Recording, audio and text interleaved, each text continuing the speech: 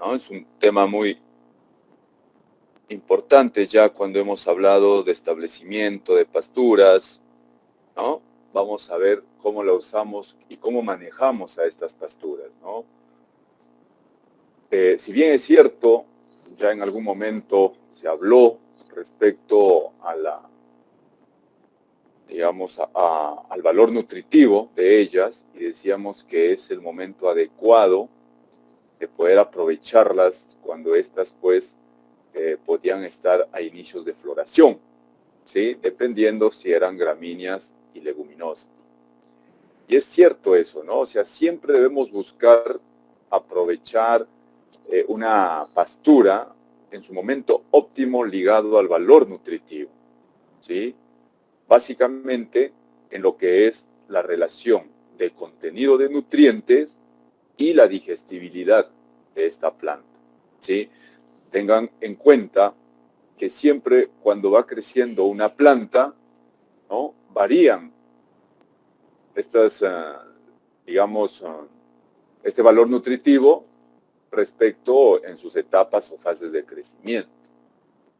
Por ejemplo, si tenemos una pastura tierna, ¿no? Por ejemplo, menos de un mes, menos de 30 días, básicamente vamos a encontrar menor cantidad de forraje, pero mucha cantidad de agua, ¿no? Si es una leguminosa, podemos estar ocasionando un timpanismo, ¿no? Y también, por ejemplo, en excesos de agua vamos a ocasionar diarreas metabólicas, ¿no? Desde luego que no van a ser infecciosas, pero son diarreas metabólicas que de una otra manera también podría generar deshidratación al animal, ¿no? Entonces, eso es tomando como referencia una pastura muy tierna, menos de 30 días. Al otro extremo tenemos un pasto muy maduro ya, ¿no? Una pastura, por ejemplo, sobre 80 días arriba de crecimiento, que si bien es cierto, presenta gran cantidad de forraje, pero la mayor parte de su estructura es fibra. Y decíamos que la fibra tiene un bajo porcentaje de digestibilidad. Es de mala calidad la fibra, ¿no? En los forrajes. Y de una u otra manera, entonces se hace difícil el consumo para los animales de granja. ¿Se dan cuenta? Entonces tampoco por ahí va el tema. Lo que tenemos que buscar es un equilibrio, ¿no? Entre valor nutricional y digestibilidad. Para ello, necesitamos obtener un pasto medio o ideal, ¿no? Que de una u otra manera, por ejemplo, las gramíneas, ¿no? Como el ryegrass, se encuentren en el inicio del espigado, inicio de floración, mientras que las leguminosas se encuentren ya en un botón floral y que en el campo se encuentren a un 10% de floración de las plantas que hemos instalado. ¿Correcto? A ver, ¿quién nos quiere comentar algo, creo? Doctor, buenos días. Tengo problemas en el internet y recién me pude conectar. Entré, pero me botó y no sé si Allá. me puede considerar en la lista, profesor. Ya, al final me hace recordar, por favor, al final de clase me hace recordar y le anotamos, ¿ok? Ya, listo, muchas gracias, profesor. Listo. Entonces, siempre tenemos que buscar que las gramíneas las vamos a utilizar, pastorear o cortar al inicio de floración, mientras que las leguminosas, ya que se encuentren en botón floral, lo que significa un 10% de floración en campo. Para Cajamarca, hablando en la realidad de Cajamarca, esto ocurre más o menos en un promedio de 45 días, ¿no? Dependiendo la estación,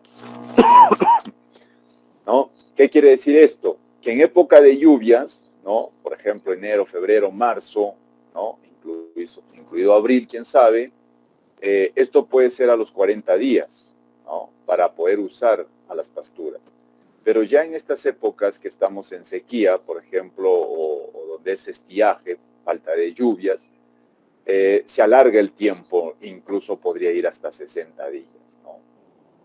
Entonces, va a depender, miren, si es gramínea, si es leguminosa, y va a depender mucho de la realidad, del tema ambiental también, cómo esté situándose la precipitación en ese determinado año, ¿sí? Entonces, pero en la práctica podríamos decir que un uso adecuado de las pasturas va de 45 días en promedio, ¿sí? O sea, deberían tener un tiempo de 45 días de haber crecido o haber brotado esas pasturas para que sean consumidas. Si nosotros vamos a alimentar, ¿no?, animales directamente para el pastoreo, nunca debemos dejar que la planta forme semillas. O sea, nunca debemos dejar que la planta pase de su madurez ya total, ¿no? Porque para formar semillas tiene que estar 100% madura. Entonces, no es nuestro objetivo cosechar semillas o producir semillas. Entonces, no podemos dejar que pase de 60 días para la región Cajamarca, por ejemplo. Entonces, el promedio, 45 días es más que suficiente. Para semillas es otro cantar. Para semillas sí, pues tiene que ir 90, 120 días, ¿no? Pero eso es cuando produzcamos semillas.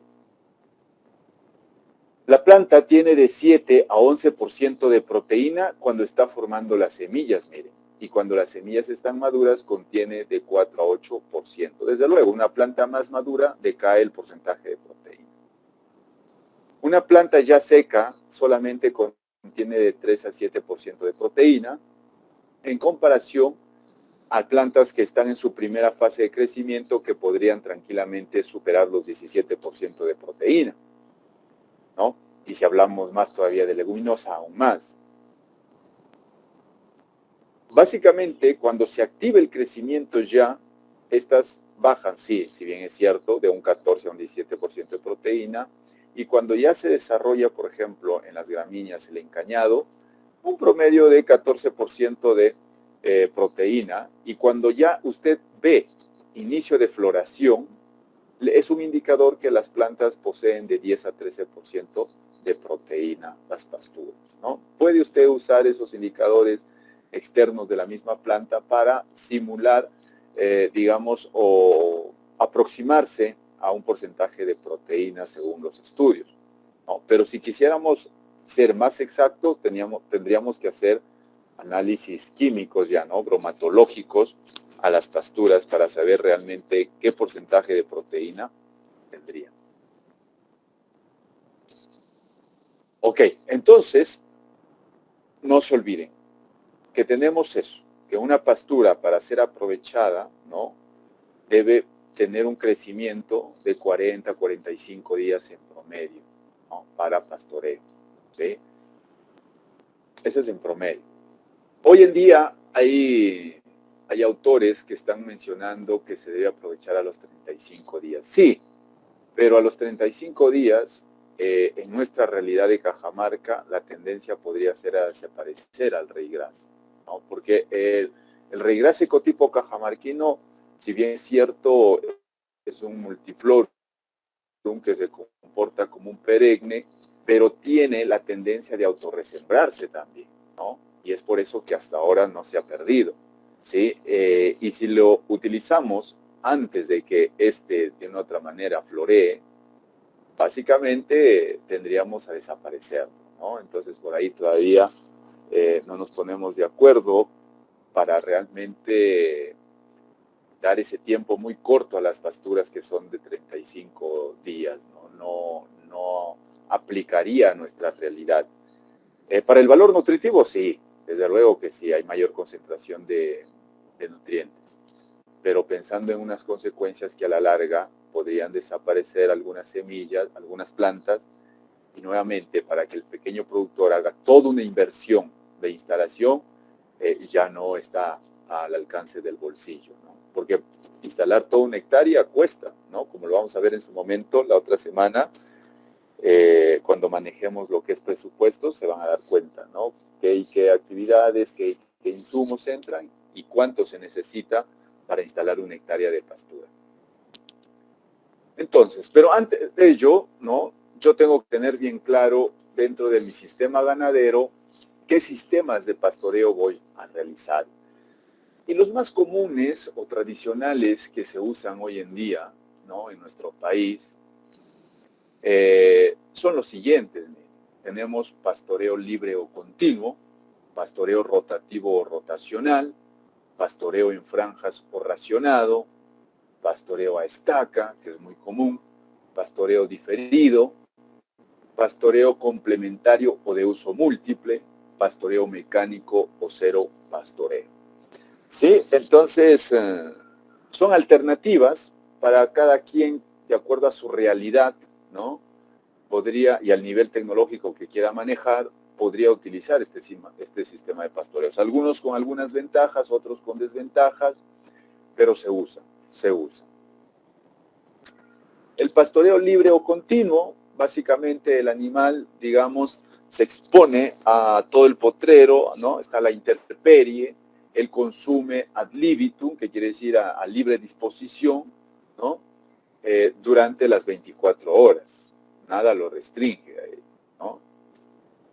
Luego, el pastoreo rotacional, de ahí su mismo nombre, que el ganado va rotando. Por ejemplo, acá tenemos 8 potreros, ¿no? El ganado empieza a pastorear el primer potrero, luego va a ir pasando por el segundo y así sucesivamente hasta generar un ciclo. Por eso su nombre, pastoreo rotacional. ¿Correcto?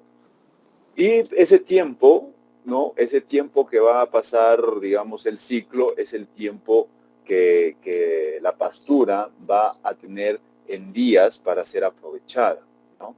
De acuerdo a eso se maneja las áreas de los potreros también.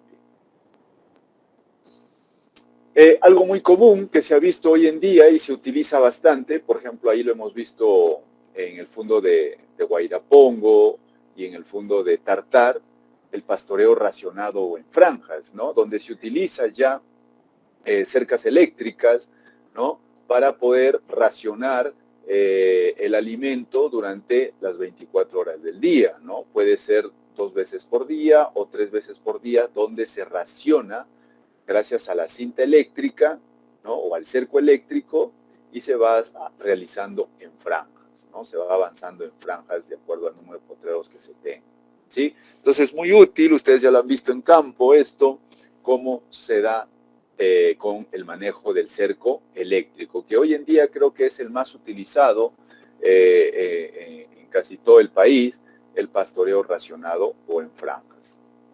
Más aún si nos dedicamos pues a lo que es la ganadería lechera, ¿no? A lo que es la ganadería lechera. El pastoreo a estaca también es una práctica muy común.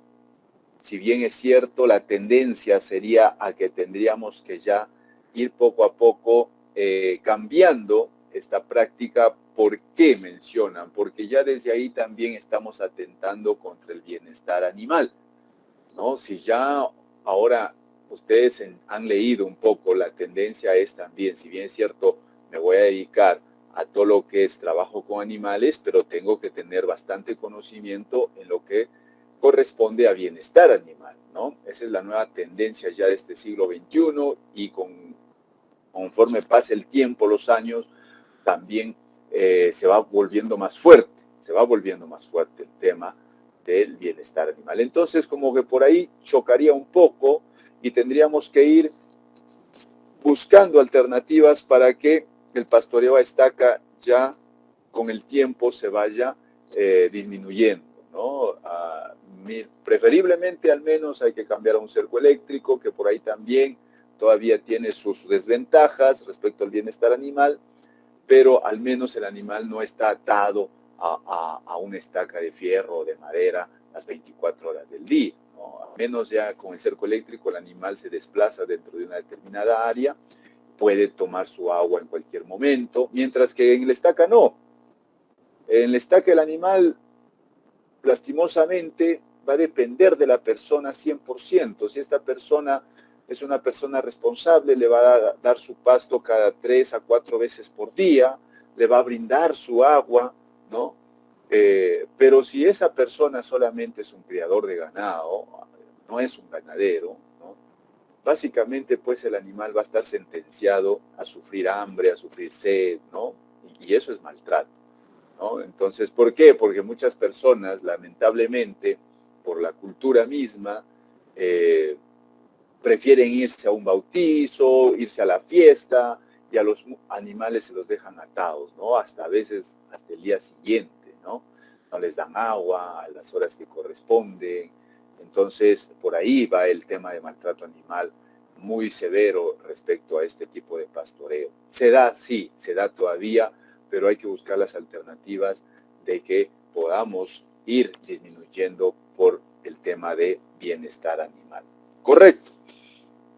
Y ustedes más aún seguro llevan en su currícula, y deberían llevar, si no lo es, deberían pedir que ustedes lleven pues lo que es, por ejemplo, la bioética, ¿no? La bioética animal, hoy en día muy en boga, porque ustedes más aún tienen el trato directo en lo que corresponde a tratamiento de enfermedades, incluso tratamientos preventivos. Entonces, la bioética animal, en este caso, es como si en los humanos existe la bioética médica, ¿no? Existe la bioética animal hoy en día muy, muy acentuada, y la tendencia es eso, ¿no? Hay todo una regulación y todos los parámetros a seguir para no caer en lo que es o atentar contra el bienestar animal, ¿sí? Y eso deberían enseñarles a ustedes desde el primer ciclo, ¿no? Desde el primer ciclo, porque si no, carambas, las prácticas mismas que ustedes podrían realizar con los animalitos podrían estar atentando contra el bienestar animal, ¿no? Si no tienen, digamos, el procedimiento adecuado o correcto. Luego tenemos el famoso pastoreo diferido, ¿no? El pastoreo diferido, si bien es cierto, es muy parecido al rotacional, pero con la observación acá de que cada potrero, ¿no? Si bien es cierto, va a descansar un ciclo, ¿no? Va a descansar, por eso es diferido, ¿no? Cada potrerito va a tener que descansar un periodo. Esto se realiza, bueno, cuando hay bastante área, ¿no? Cuando hay bastante área, y también cuando realmente necesitamos que ese potrero se recupere, ¿no? Acá ya vendría una autorresiembra, ¿no? La pastura sí acá en este potrero diferido, como ustedes pueden ver en la gráfica, el potrero que va a descansar ese ciclo, bueno, va a tender a autorresembrarse por el estado de madurez de la planta, ¿no? Y básicamente vamos recuperando estos potreros, ¿no? Entonces el pastoreo diferido muchas veces lo relacionan con el rotacional, pero no.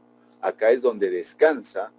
Todos los potreros deben entrar en una fase de descanso, ¿no? Alternado me refiero.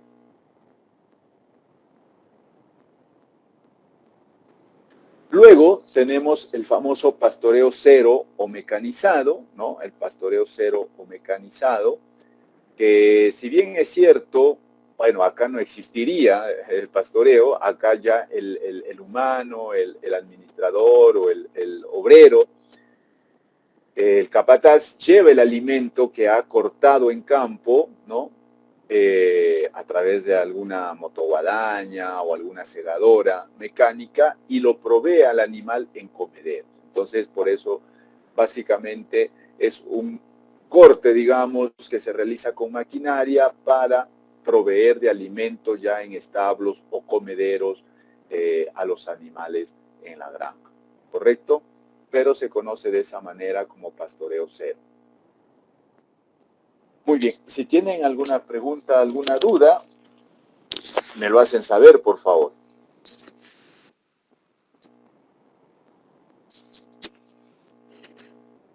Muy bien, vamos a centrarnos un poquito en el pastoreo rotativo, ¿no? ¿Y qué aspectos debemos tener en cuenta en este pastoreo rotativo?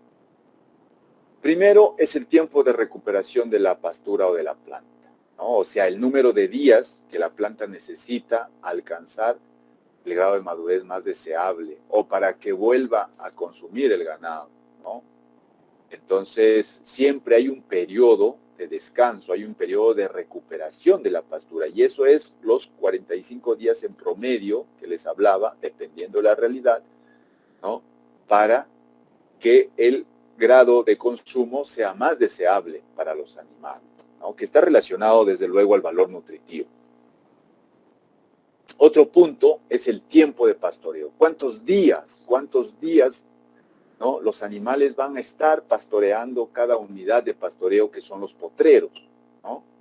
Y realmente, pues, ellos consuman ad libitum, ¿no? Se satisfagan. Entonces, esto es muy importante, calcular el tiempo de pastoreo, ¿no? Básicamente, incluso hay que tener en cuenta que el tiempo de pastoreo está muy relacionado al remanente o a la altura hasta la cual los pastos serán consumidos por el ganado. Acuérdense que en la práctica decíamos que no se consume o no se corta, o el ganado no debería consumir hasta el ras del suelo. Siempre debería dejar un remanente, una pequeña altura de la planta, como algunos lo llaman rastrojo también, para que ésta cubra, digamos, sus reservas ahí, ¿no? Y no sea maltratada. Siempre va a ser perjudicial, ¿no? Si hay un consumo excesivo. Si el animal va a consumir casi hasta el nivel del suelo, la tendencia es a perder las pasturas, a degradar las pasturas, ¿sí? Entonces, no es conveniente que sean consumidos a una altura menor de 5 centímetros las pasturas en la práctica. Al menos aproximado, desde luego, ¿no? 5 centímetros debe quedar como un remanente de la pastura después de haber sido pastoreada, ¿no? No a nivel del suelo, porque si no estaríamos perdiendo nuestras praderas, nuestras pasturas a largo tiempo, ¿no? Porque ya no se recupera la planta. Entonces, se cree en la práctica que con 5 centímetros, ya, y se ha probado realmente, ¿no? Se ha probado, 5 centímetros funciona muy bien. Ha habido estudios, como en este caso, que depende de la frecuencia de pastoreo y la intensidad también, respecto a la producción de materia seca por hectárea, dejando 3 centímetros, 7 centímetros y 14 centímetros, ¿no? Entonces, la mayor parte se da cuenta que a 3 centímetros, como dice acá el estudio, genera una producción de materia seca por hectárea adecuada, ¿no? Para el consumo de los animales. Pero para nuestra realidad y nuestra práctica, aproximadamente de 3 a 5 quedaría bien dejar un remanente, ¿no? No ir a ras del suelo, que el animal no vaya a ras del suelo. Muy perjudicial para la pastura. Luego vienen las unidades de pastoreo, que básicamente es el número de potreros que tendríamos que dividir nuestro fundo, nuestra pradera, ¿no? La finca, como quieran llamarlo. Entonces, básicamente, cuántos potreros voy a requerir, ¿no? Y esto se hará con cálculos también, de repente 5, 15, 20 potreros, ¿no? Va a depender también del tipo de pastoreo que yo realice y del número de carga animal que en algún momento requiera. Duración de la rotación.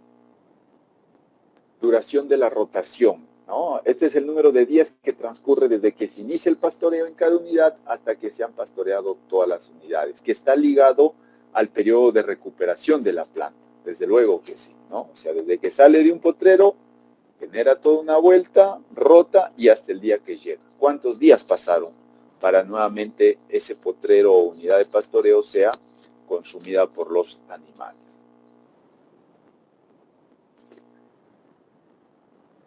Ok.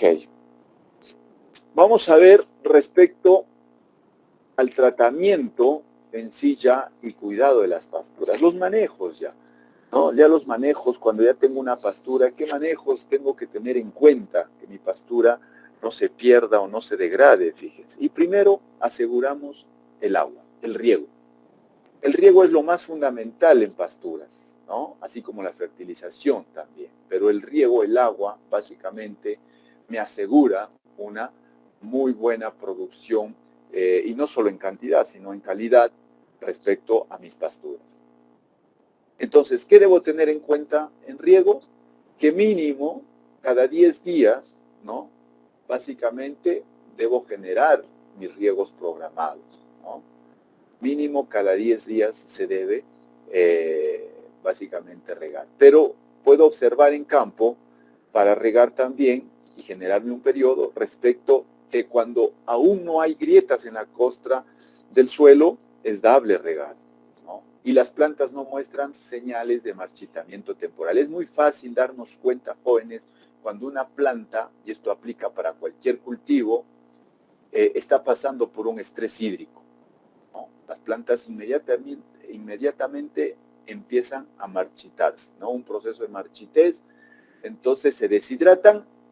Eso nos indica que es un estrés hídrico y la planta necesita agua. Ya está prácticamente iniciando un proceso, digamos, final. Entonces no podemos dejar eso, no.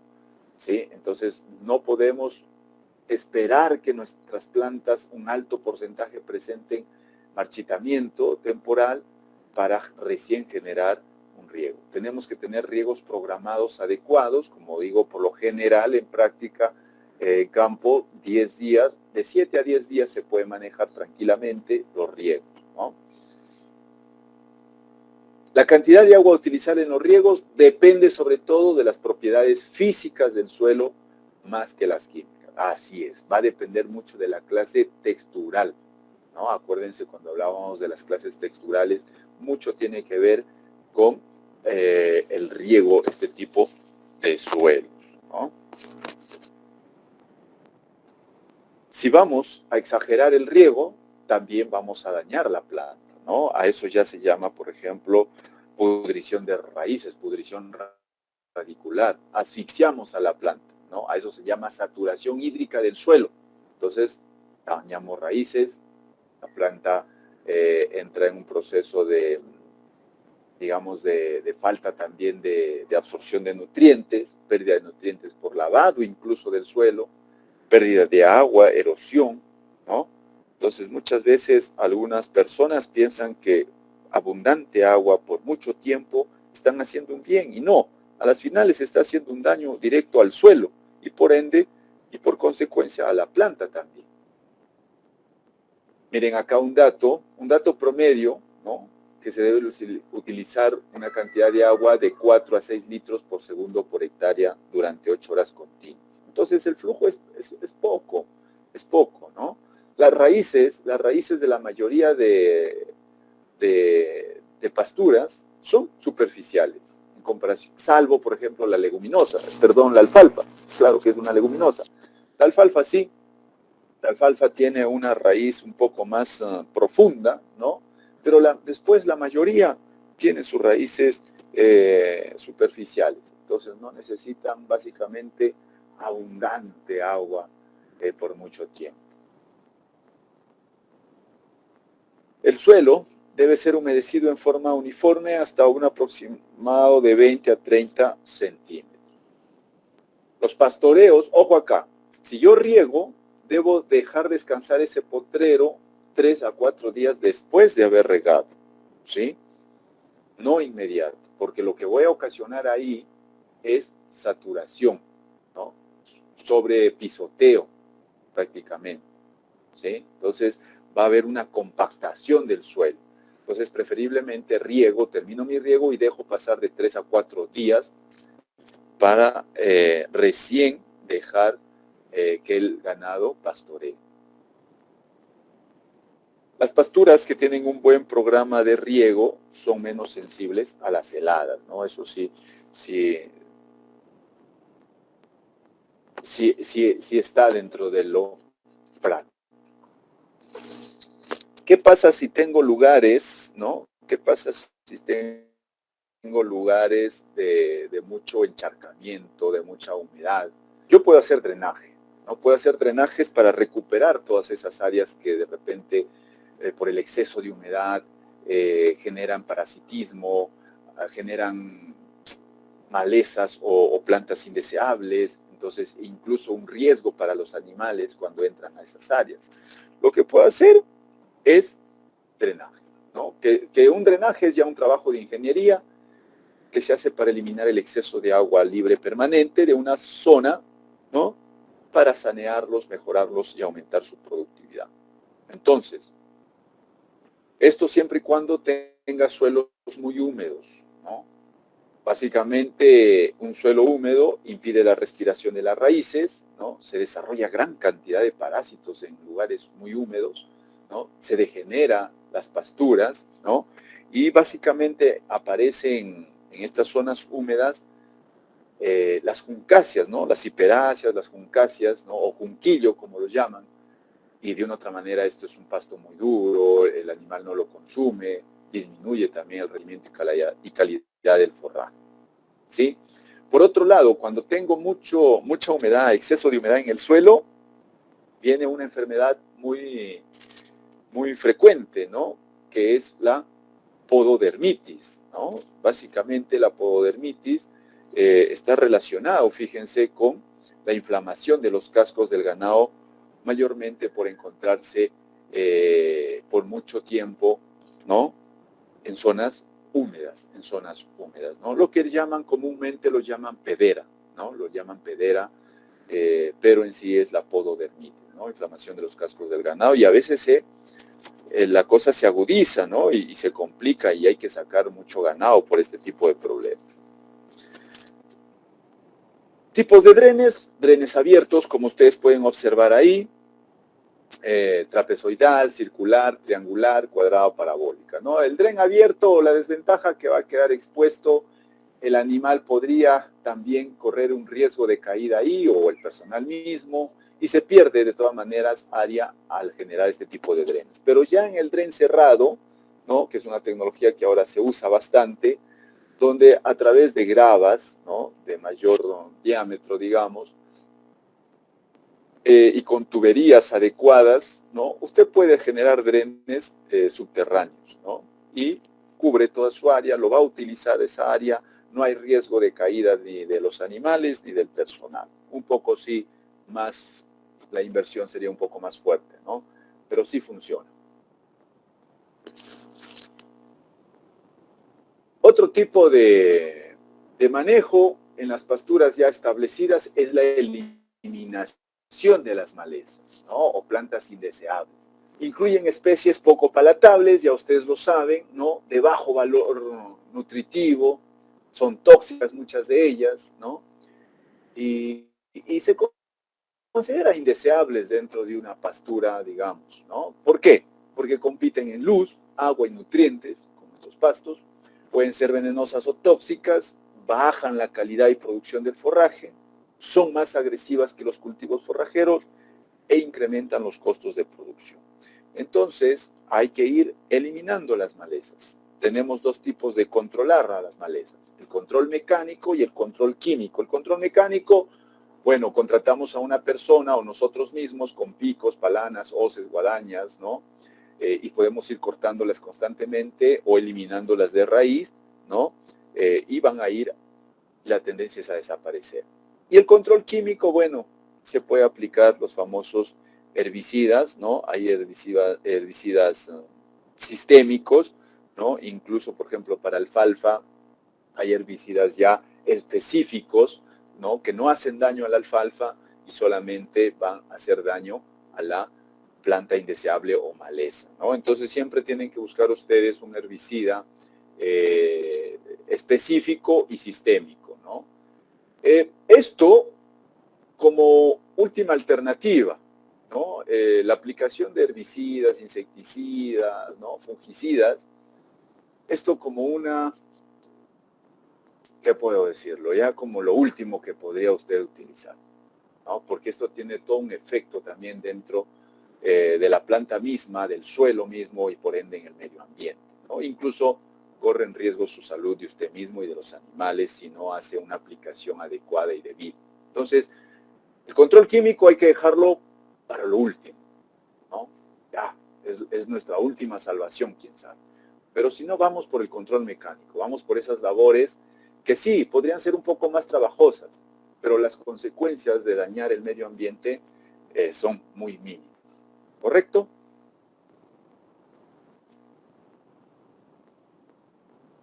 Luego tenemos otro tipo de control que ya es respecto al manejo del ganado. Una, que no hay que hacer un sobrepastoreo, porque es ahí cuando usted hace un sobrepastoreo aparecen, ¿no? Aparecen las plantas indeseables, ¿no? Entonces, no se debe hacer un sobrepastoreo. No pastorear temprano en la estación de crecimiento, ¿no? Porque ahí es donde se debilitan nuestras pasturas. No colocar animales hambrientos, porque dañarían las reservas de nuestras pasturas. Retirar al ganado en el momento que se noten síntomas de intoxicación también, ¿no? Eso es cierto. Miren, algunos ejemplos, ya ustedes conocen algunas de las plantas indeseables o malezas. Y tenemos el famoso tumbaburro o Sporobulus sp, ¿no? Que es muy común. Ya esto lo conocen ustedes en campo, la famosa lengua de vaca, con su nombre científico Rumex sp, ¿no? Gran cantidad de semilla. El famoso plantago sp, el llantén, también ya ustedes lo conocen en campo. El famoso diente de león, que todos lo conocemos, como Taraxacum officinalis, ¿no? Diente de león, muy común dentro de las pasturas. Las ciperáceas, ¿no? Que están dentro también ya cerca de las juncáceas, ¿no? En zonas muy húmedas, plantas muy duras, ¿no? Muy fibrosas. El Sinicus benedictus o cardosanto, ¿no? Que abunda también dentro de las pasturas, mayormente en zonas un poco más cálidas. Y el famoso quicuyo, Penicetum clandestinum, ¿no? La famosa grama, como lo conocen vulgarmente la mayoría, ¿no? Que es quicuyo, Penicetum clandestinum. Es una planta muy rastrera, ¿no? Que si bien es cierto, ya en otros países como en Colombia, como les decía, lo están mejorando, ¿no? Lo están mejorando para poder ser aprovechadas adecuadamente en los sistemas ganaderos. Ahora, en nuestra realidad de nosotros todavía se genera como una planta invasora, ¿no? Y otra, que acá el problema es con las heladas, ¿no? No tolera heladas. 2 noches, 3 noches de hielo, así como ha caído estas noches que han pasado, y se desaparece, ¿no? Entonces, de repente sería para zonas donde no hay heladas, no cae heladas, y quién sabe, prosperaría muy bien también como una alternativa forrajera. Preguntas, dudas, comentarios, si es que tuviesen jóvenes, por favor, me lo hacen saber. El famoso cadillo, Pidens sandícola, también muy común, ¿no? En nuestra zona. Cadillo, ¿no? Lo que se pega en la ropa a veces cuando ya está muy maduro, ¿no? Tenemos también la mostaza silvestre o nabo silvestre, que son las malezas más comunes que podríamos encontrar dentro de nuestras pasturas, ¿no? Acá en nuestra realidad de Cajamarca. Uno de los manejos muy importantes e interesantes y que se genera como una alternativa para mejorar las pasturas es la aireación del suelo. Hay que airear el suelo, miren. ¿Por qué? Porque existe porosidad en el suelo y muchas veces por los años y por lo que ha pasado el ganado, la maquinaria, muchas veces, o por un sobrepastoreo, muchas veces este suelo se compacta, ¿no? Y este suelo, al compactarse, cierra toda esa red de poros, ¿no? Y básicamente ya no hay oxigenación y por ende las plantas no van a crecer, ¿no? Entonces se tiene que generar una aireación del suelo, se le tiene que prácticamente o literalmente se le inyecta oxígeno, ¿no? Entonces, ¿cómo se lo hace? Hay que rajar el suelo, ¿no? Hay que rajar el suelo, tal como pueden ver en las imágenes. Esto se puede hacer con yunta, ¿no? Con una punta cortadora que va en el extremo del arado. También se puede utilizar la rastra con discos, ¿no? También se utiliza las rastras pesadas, las rastras hidráulicas, ¿no? Con discos. La grada de púas también se usa muy bien. El tiller, ni hablar, el tiller es una herramienta muy indispensable para la hora de aireación del suelo, ¿no? Entonces el tiller es genial. Y con esto conseguimos que el oxígeno o el aire ingrese, ¿no? Y se aumente la capacidad retentiva de humedad también, ¿no? ¿no? Porque los poros no solamente, digamos, generan el llenado con el oxígeno, sino también van a ayudar a que el agua circule adecuadamente dentro del suelo, ¿no?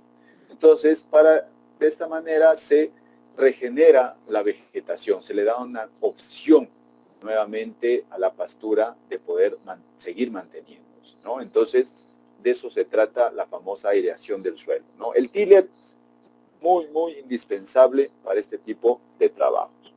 Miren, por ejemplo, ahí lo que ustedes pueden ver es un sobrepastoreo, es una pastura degradada, ¿no? Es un sobrepastoreo. Ahí ha habido exceso de ganado, la pastura ya está, digamos, en una etapa de desaparecer. Se observa mucha área de suelo desnudo, ¿no? Demasiado. Entonces, lo que ahí queda, quién sabe, generar una buena resiembra o volver a instalar de cero. Ya la pastura está muy degradada por sobrepastoreo. Más o menos en la práctica se aplica, y vamos más adelante a ver eso, de la famosa carga animal, que por hectárea se puede aplicar, por ejemplo, en vacunos, de 2 a 3 vacunos por hectárea, por ejemplo, ¿no?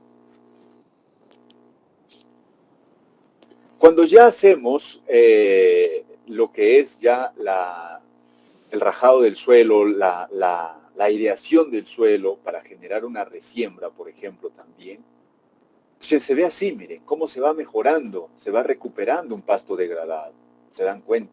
Entonces, esa es una alternativa, la aireación y resiembra de los suelos. Acá está, ya ustedes lo conocen, en vivo y en directo ahí en Tartar, pudieron ver el tiller, ¿no? Ver un tiller.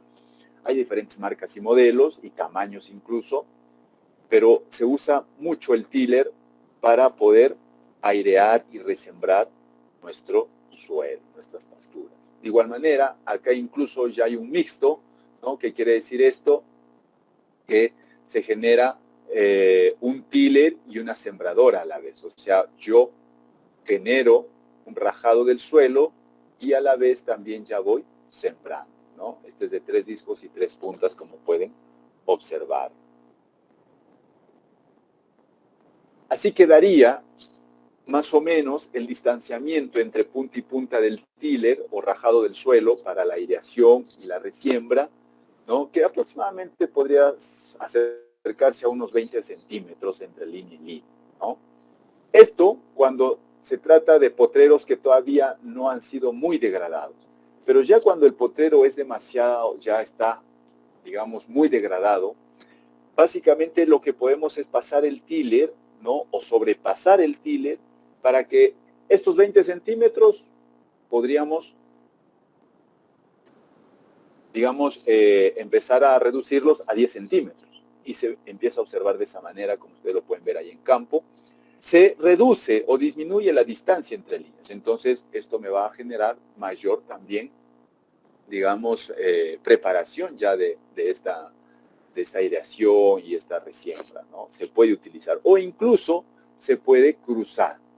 Con el mismo tiller o con la misma rastra se puede generar un cruce y se va a obtener mejores resultados en potreros muy degradados ya, por ejemplo, ¿no? En potreros muy degradados, eso es lo que se haría. Muy bien.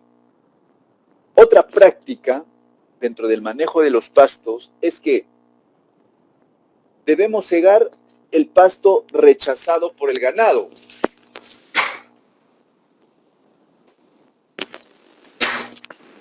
¿Qué quiere decir esto? Que cuando usted pastorea, ¿no?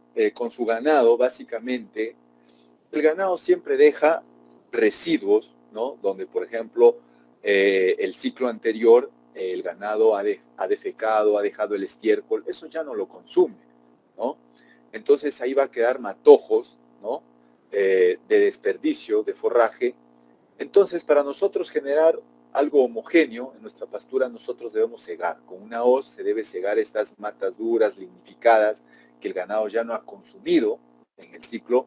Entonces, para que nuevamente generen un brote y evitar que estas poco palatables produzcan semilla y se propaguen rápidamente. Otra actividad es la distribución del estiércol. ¿Sí? La distribución del estiércol juega un papel muy importante por el tema de abonamiento, por ejemplo, abono orgánico, ¿no? Entonces, esta distribución del estiércol, 1, recuperamos o utilizamos el estiércol del mismo ganado, uniformizamos dentro de la parcela y nos sirve como abono. Otro, de que si no